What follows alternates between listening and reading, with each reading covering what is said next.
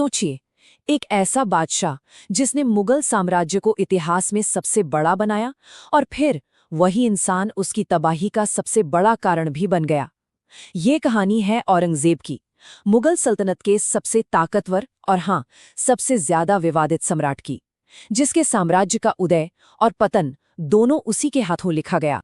औरंगजेब का पूरा शासनकाल आप कह सकते हैं इसी एक लाइन के इर्द गिर्द घूमता है। मतलब दारुल हर्ब यानी गैर मुस्लिमों की जमीन को दारुल इस्लाम यानी इस्लाम की जमीन में बदलना, ये सिर्फ एक नारा नहीं था दोस्तों, ये वो सोच थी जिसने उसकी हर पॉलिसी, हर जंग और हर फैसले को एक शक्ल दी। यह है औरंगजेब की जिंदगी की एक क्विक टाइमलाइन। 1618 में जन्म से लेकर 1707 में मौत तक उसने अकबर की ही तरह लगभग 50 साल हुकूमत की। लेकिन एक चीज जो उसे सबसे अलग करती है वो है उसका 2 बार राज्याभिषेक होना। जी हाँ, 2 बार। ये मुगल इतिहास में एक बहुत ही रेयर घटना है। पर उस तख्त तक पहुंचने का रास्ता फूलों से नहीं, बल्कि सच कहूं तो भाइयों के खून से बना था। तो चलिए अब बात करते हैं उस भयानक उत्तराधिकार युद्ध की, जो कोई पारिवारिक झगड़ा नहीं था, बल्कि हिंदुस्तान के तख्ते ताऊस के लिए खेला गया एक खूनी खेल था। मैदान में थे शाहजहां के 4 बेटे और दांव पर लगा था पूरे हिंदुस्तान का मुकद्दर। ये भाइयों के बीच की वो जंग थी जिसने मुगल सल्तनत की नींव तक हिला दी और उसकी कहानी को हमेशा हमेशा के लिए बदल दिया। ये पूरी जंग 3 बड़ी लड़ाइयों में लड़ी गई और ये तीनों एग्जाम के लिए बहुत जरूरी है: धर्मत, सामूगढ़ और देवराय। हर एक जीत के साथ औरंगजेब ने न सिर्फ अपने भाइयों को रास्ते से हटाया, बल्कि अपनी जबरदस्त मिलिट्री स्ट्रैटेजी का लोहा भी मनवाया। और बस इसी के दम पर वो आखिरकार हिंदुस्तान के सिंहासन तक पहुंच गया।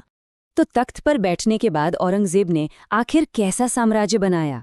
आइए अब उसके शासन की गहराई में चलते हैं, जहां शरीयत, सियासत और सल्तनत तीनों एक दूसरे में बुरी तरह उलझे हुए थे। यहीं पर औरंगजेब का एक बहुत ही हैरान करने वाला पहलू सामने आता है। उसे जिंदा पेर यानी एक जीवित संत भी कहा जाता था। अब सोचिए, एक तरफ वो क्रूर शासक जिसने अपने भाइयों का खून बहा दिया, और दूसरी तरफ एक ऐसा इंसान जो बहुत ही सादा और नैतिक जीवन जीता था। यही विरोधाभास, यही कॉन्ट्रडिक्शन औरंगजेब को इतिहास की सबसे कॉम्प्लेक्स पर्सनैलिटीज में से एक बनाता है। अकबर और औरंगजेब की नीतियों में जमीन आसमान का फर्क था। जहां अकबर ने चीजों को जोड़ा, वहीं औरंगजेब ने जजिया टैक्स वापस लगा दिया, संगीत और झरोखा दर्शन जैसी प्रथाएं बंद करवा दी। लेकिन यहाँ एक बहुत चौंकाने वाला फैक्ट है। अपनी कट्टर धार्मिक इमेज के बावजूद औरंगजेब के ही शासन में मुगल एडमिनिस्ट्रेशन में सबसे ज्यादा यानी लगभग 330% हिंदू मनसबदार थे। ये दिखाता है कि वो धर्म को मानता था, पर सियासत की मजबूरियों को भी बहुत अच्छे से समझता था। तो एक आम सवाल उठता है कि क्या औरंगजेब कला और संगीत के सख्त खिलाफ था? लेकिन क्या ये पूरी सच्चाई है? चलिए इस पहेली को सुलझाते हैं। और इसका जवाब भी उतना ही विरोधाभासी है। जिस बादशाह ने अपने दरबार में गाने बजाने पे पाबंदी लगा दी, वो खुद एक माहिर वीणा वादक था, एक बेहतरीन वीणा प्लेयर। ये साफ दिखाता है कि उसकी सरकारी नीतियां और उसकी पर्सनल पसंद 2 बिल्कुल अलग अलग चीजें थीं। उसकी धार्मिक नीतियां बहुत सख्त थीं। 1679 में जिज़्या को फिर से लागू करना एक बहुत बड़ा और विवादास्पद कदम था। इतना ही नहीं, जब भी कहीं से राजनीतिक विद्रोह होता तो उसने सजा के तौर पर काशी विश्वनाथ और केशव राय जैसे पुराने और प्रतिष्ठित मंदिरों को तोड़ने का भी हुक्म दिया, और इसी वजह से एक बहुत बड़ा तबका उसके सख्त खिलाफ हो गया। अच्छा, जिज़्या टैक्स का भी एक प्रॉपर स्ट्रक्चर था। ये ऐसा नहीं था कि सबसे बराबर ले लिया। लोगों की आमदनी के हिसाब से टैक्स की दरें अलग अलग थीं, और तो और आबादी के एक बड़े हिस्से जैसे कि महिलाओं, बच्चों और गरीबों को इससे छूट भी मिली हुई थी। ये उसके प्रशासन के इकोनॉमिक पहलू को दिखाता है। औरंगजेब के शासन का दूसरा हिस्सा लगातार लड़ाइयों और विद्रोहों से भरा रहा। ये एक ऐसी जंग थी जिसका सच में कोई अंत ही नहीं दिख रहा था। और देखिए विडंबना, इन्हीं लड़ाइयों के बीच मुगल साम्राज्य अपने सबसे बड़े आकार पर पहुंचा। इतिहास में इतना बड़ा कभी नहीं था। उत्तर में कश्मीर से लेकर दक्षिण में जिंजी तक, और पश्चिम में हिंदू कुश से लेकर पूरब में चटगांव तक, ये मुगल साम्राज्य का पीक था। लेकिन इतना बड़ा साम्राज्य संभालना किसी एक बादशाह के बस की बात नहीं थी। जाट, सतनामी, सिख, राजपूत, अफगान।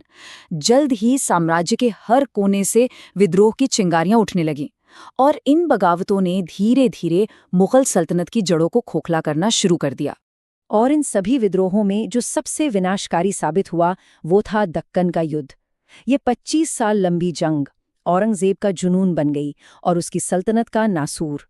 इसे इतिहास में डेक्कन अल्सर भी कहते हैं, क्योंकि इसने धीरे धीरे मुगल खजाने और सेना दोनों को चूस लिया। देखिए, शुरुआत में तो औरंगजेब को बीजापुर और गोलकुंडा जैसी बड़ी सल्तनतों पर कब्जा करने में कामयाबी मिली। उसे लगा कि बस जीत अब करीब है। लेकिन संभाजी महाराज की शहादत के बाद ये जंग मराठों के खिलाफ एक ऐसे अंतहीन गुरिल्ला युद्ध में बदल गई जिसे औरंगजेब अपनी पूरी ताकत लगाकर भी कभी नहीं जीत पाया। और बस यहीं से मुगल साम्राज्य के पतन की, उसके डाउनफॉल की शुरुआत होती है। औरंगजेब के शासन ने जाने अनजाने में ही सल्तनत के सूरज को डुबोने का काम किया। तो पतन के मुख्य कारण क्या थे? विडंबना ये है कि कारण वही नीतियां थीं जो औरंगजेब ने खुद बनाई थी। उसकी दक्कन पॉलिसी, उसकी कठोर धार्मिक नीतियां और लगातार चलती जंगें, इन सब ने मिलकर उस विशाल साम्राज्य को अंदर से कमजोर कर दिया, जिसे बनाने में सदियां लगी थीं। चलिए, अब टाइम है एक फास्ट फॉरवर्ड रिवीजन का। औरंगजेब से जुड़े वो सबसे जरूरी फैक्ट्स जिन पर एग्जाम में सवाल बनते ही बनते हैं, इनको बिल्कुल ध्यान से सुनिएगा। ओके, पहला सेट, उसका पूरा टाइटल याद रखिए, आलमगीर। 2 बार राज्याभिषेक हुआ, जिंदा पीर के नाम से मशहूर था। 1679 में जिजिया टैक्स वापस लगाया, 9वें सिख गुरु तेग बहादुर को शहीद करवाया। खुद एक अच्छा वीणा प्लेयर था और हाँ, उसके अपने बेटे शहजादा अकबर ने ही उसके खिलाफ बगावत की थी। और दूसरा सेट, मुगल साम्राज्य उसके टाइम पर सबसे बड़ा था। जिंदगी के आखिरी 25 साल डीकैन में गुजारे, बीजापुर और गोलकुंडा को जीता। हिंदू मनसबदार्स का प्रतिशत सबसे ज्यादा था, लगभग 33%। दिल्ली के लाल किले में मोती मस्जिद उसी ने बनवाई, औरंगाबाद में बीबी का मकबरा भी। और आखिर में 1707 में उसकी मौत को ही मुगल साम्राज्य के पतन की शुरुआत माना जाता है। और अंत में यही सवाल कि जिस बादशाह ने मुगल साम्राज्य को उसकी सबसे बड़ी बुलंदी पर पहुंचाया, क्या वही उसकी बर्बादी का सबसे बड़ा जिम्मेदार था?